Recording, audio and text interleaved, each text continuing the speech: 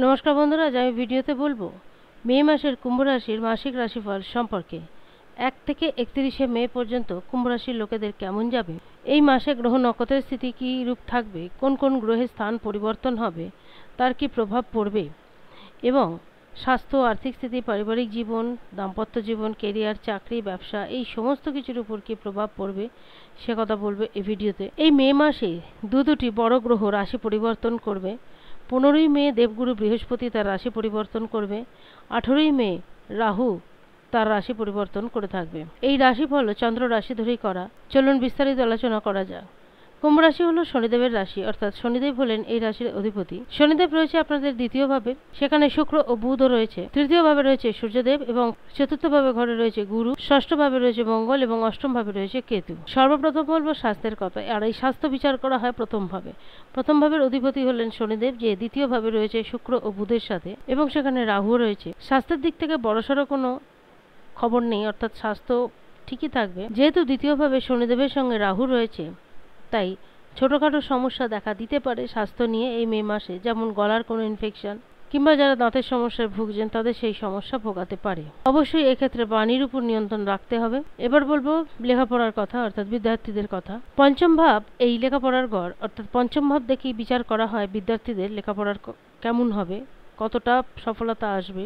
পঞ্চম ভাবের অধিপতি হলো বুধ, যে গোচর করছে আপনাদের সেকেন্ড ঘরে, শুক্র এবং রাহুর সাথে রয়েছে। এই সময় বিদ্যার্থীরা যা করতে চাইবেন, অবশ্যই ফ্যামিলির সাপোর্ট থাকবে আপনাদের সাথে। আগে যে সমস্যা ছিল, কোনো কাজে হয়তো ফ্যামিলির সাপোর্ট পাচ্ছিলেন না, নানান ধরনের সমস্যার সম্মুখীন হতে হচ্ছিল, এখন হয়তো সেই পরিস্থিতি থাকবে না। এই সময় বিদ্যার্থীরা নিজেদের বুদ্ধিমত্তার সাহায্যে অনেক কিছু কাজ করে ফেলতে পারবেন। লেখাপড়া ছাড়াও এক্সট্রা যে ক্যারিকুলাম অ্যাক্টিভিটিগুলো আছে সেইগুলোর মধ্যেও নিজেদেরকে জড়াতে সক্ষম হবেন। এবার বলবো প্রেম জীবন কেমন যাবে এই মে মাসে। এই প্রেম জীবনও বিচার করা হয় পঞ্চম ভাব ধরেই। পঞ্চম ভাবের অধিপতি এবং প্রথম ভাবের অধিপতি একসাথেই রয়েছে।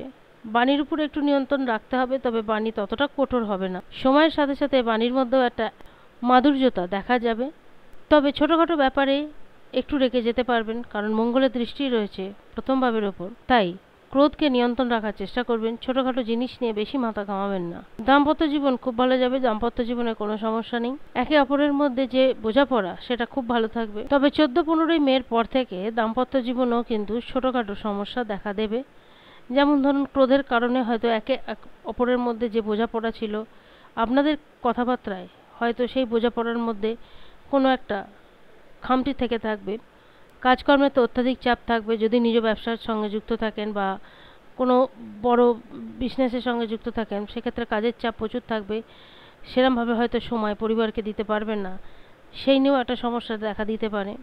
এবার বলবো ভাগ্য কেমন যাবে। ভাগ্যভাবের অধিপতি হলেন শুক্রদেব, অর্থাৎ নবম ঘর ধরেই বিচার করা হয়। এই মাসে কুম্ভ রাশি লোকেদের ভাগ্য ভীষণ ভালো থাকবে, কারণ লগ্নপতির সঙ্গে ভাগ্যপতি একসাথে থাকায় ভাগ্যের দিকটা মজবুত হবে। এই মাসে যদি নতুন কোনো ব্যবসা শুরু করতে চান বা কোনো ট্রাভেলিং ব্যবসা শুরু করতে চান, তা করতে পারেন। ভাগ্য কিন্তু ভীষণভাবে সাপোর্ট করবে। এবার বলবো কেরিয়ারের কথা। কেরিয়ার ভাবের অধিপতি হলো মঙ্গল, যে থাকবে ষষ্ঠভাবে। তাই অলসতা ঘিরে থাকবে।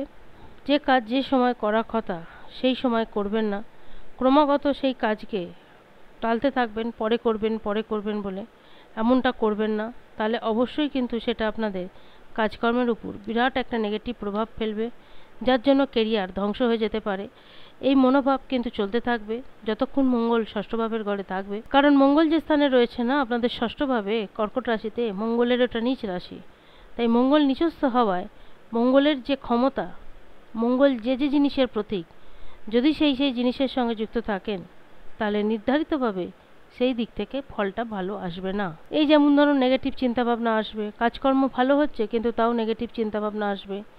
কাজের অত্যধিক চাপ থাকার জন্য মনের মধ্যে একটা অস্বাভাবিক স্ট্রেস কাজ করবে, তবে খুব বেশি ক্ষতি হবে না। কিন্তু এই যে প্রবলেমগুলো হবে, এগুলোকে ঝেড়ে ফেলতে গেলে নিজেদের অলসতাকে দূর করতে হবে। মনোযোগ সহকারে যে কাজ করবেন সেই কাজটাকে করতে হবে। শান্ত থাকুন এবং ধৈর্য ধরার চেষ্টা করুন। ব্যবসার দিক থেকে দিনটা ভীষণ ভালো যাবে। ব্যবসায়ীরা ব্যবসা ক্ষেত্র থেকে ভীষণ ভালো লাভ পাবেন। নিজে একটা ব্যবসা থাকা সত্ত্বেও অপর কোনো ব্যবসা শুরু করার জন্য কোনো উদ্যোগ নিতে পারেন। দেখুন, ব্যবসা ভাবের অধিপতি হলো বুধ এবং ভাগ্যভাবের অধিপতি হলো শুক্র। দুজন একত্রিত হওয়ায় ভাগ্যের দিক যেমন মজবুত হবে, আর ভাগ্যের দিক মজবুত হওয়ায় ব্যবসার দিকে বিশাল উন্নতি ঘটবে। 15ই মের পর থেকে গুরু আপনাদের একাদশ ভাবের উপর দৃষ্টি নিক্ষেপ করবে। একাদশ ভাব হলো লাভ ভাবের ঘর। নিশ্চিতভাবে তখনও লাভের দিক মজবুত হবে। 18ই মে রাহু রাশি পরিবর্তন করে আপনাদের প্রথম ভাবের ঘরে গোচর করবে। রাহু ভীষণ চতুর গ্রহ, তাই এই সময়ের পর থেকে অর্থাৎ 18ই মের পর থেকে আপনাদের মধ্যেও চতুরাইতা ভীষণভাবে দেখা যাবে।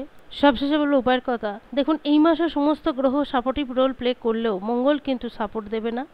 যেহেতু মঙ্গল নিচস্থ থাকবে, তাই মঙ্গলের উপায় করতে হবে। মঙ্গলকে মজবুত করতে গেলে বজরংবলীর পূজা অর্চনা করতে হবে। সাথে সাথে সম্ভব হলে হনুমান চালিসা পাঠ করতে হবে। আজ এ পর্যন্তই। যদি ভিডিওটি ভালো লাগে অবশ্যই জানাবেন। ধন্যবাদ।